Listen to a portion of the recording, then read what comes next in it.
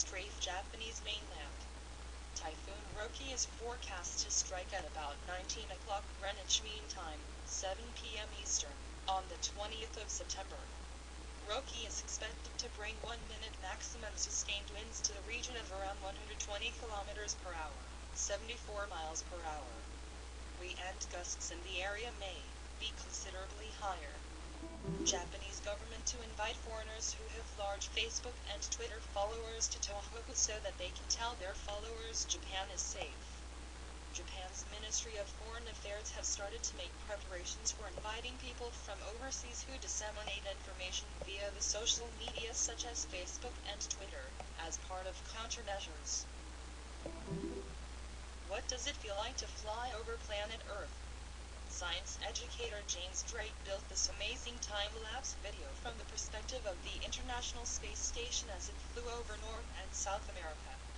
He created this video by downloading a series of 600 photographs that were available online at the Gateway to Astronomy Photograph of Earth, and then stitching them together into a complete video.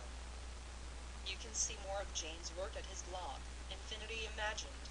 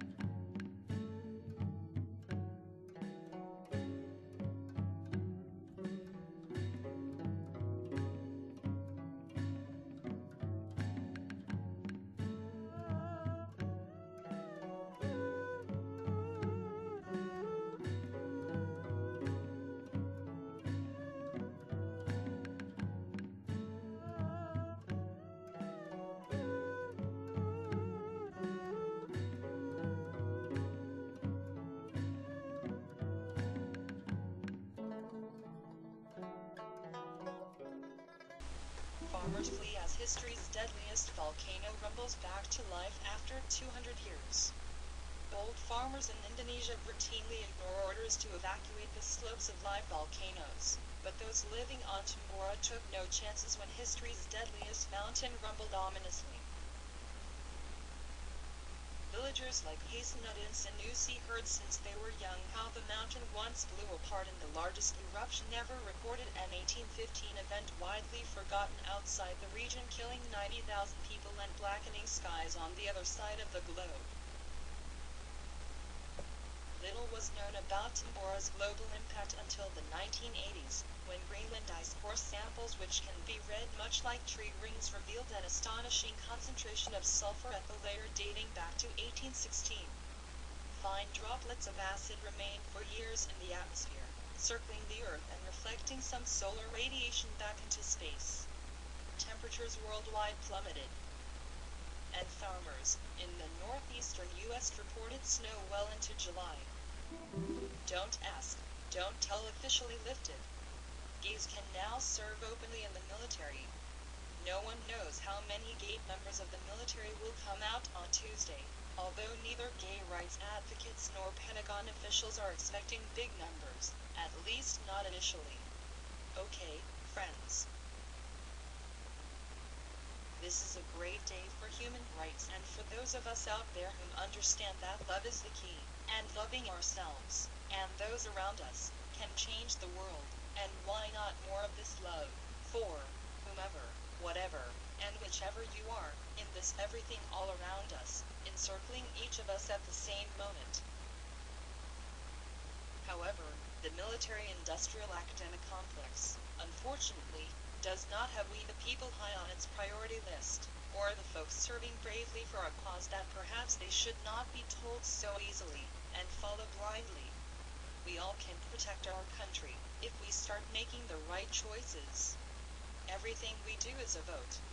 Every choice we make, or don't make, has an effect.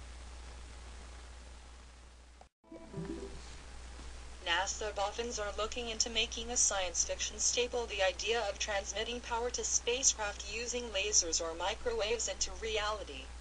The agency said this project will attempt to develop a low-cost, modular power beaming capability and explore multiple technologies to function as receiving elements of the beam power.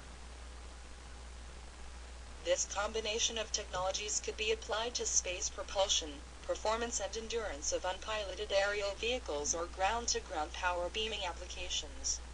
Development of such capabilities fulfills NASA's strategic goal of developing high-payoff technology and enabling missions otherwise unachievable with today's technology. Update on Typhoon Roke. More than 1 million people in Japan were warned to leave their homes on Tuesday night as an approaching typhoon brought heavy rain and flood.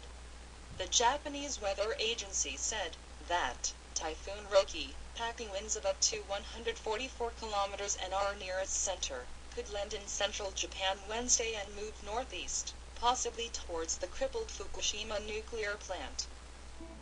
The U.S. alleges full-tilt poker was a Ponzi scheme. The U.S. Justice Department on Tuesday accused poker celebrities Howard Lederer and Christopher Ferguson, among other executives of a major poker website, of defrauding poker players out of more than $300 million. Update on the unusual India earthquake that defies easy characterization. The USGS said that the India quake may likely be the fault of two seismic events striking at nearly the same time. Swiss Alps hit with record September snowfall totals. Rainfall was also higher than usual, with around 100 liters per square meter measured in the town of Santa Maria, also in Gryson, the highest level since records began in 1901. Wisconsin legislators attempt to ban all fetal cell research. Check out Assembly Bill 214 relating to the sale and use of fetal body parts and providing penalty. Former Secretary of Defense Donald Rumsfeld has been stripped of legal immunity for acts of torture against U.S. citizens authorized while he was in office. The Seventh Circuit made the ruling in the case of two American contractors who were tortured by the U.S. military in Iraq after uncovering a smuggling ring within an Iraqi security company. The company was under contract to the Department of Defense.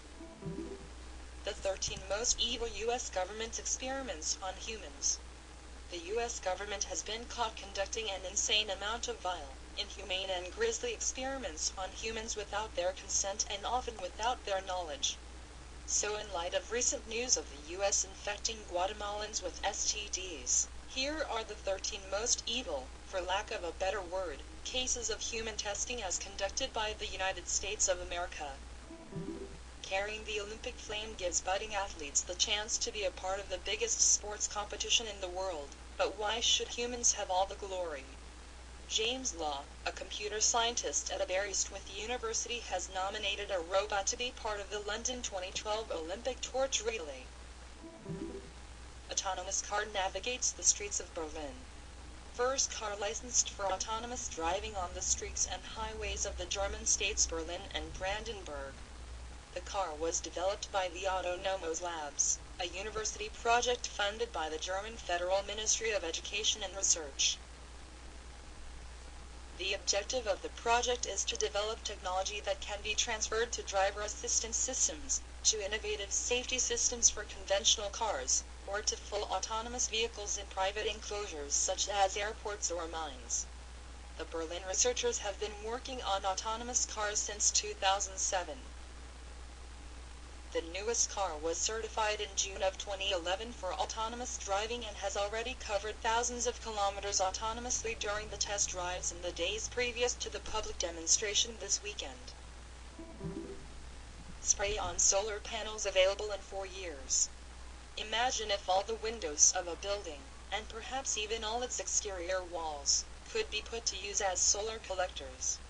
Soon, you may not have to imagine it, as the Norwegian solar power company Ensol has patented a thin-film solar cell technology designed to be sprayed onto just such surfaces. Unlike traditional silicon-based solar cells, the film is composed of metal nanoparticles embedded in a transparent composite matrix, and operates on a different principle. Ensol is now developing the product with help from the University of Leicester's Department of Physics and Astronomy. Missiles, submarines and yes, Even nuclear power plants were targeted in a cyber attack launched against Japan's premier weapons maker, reports Al Jazeera.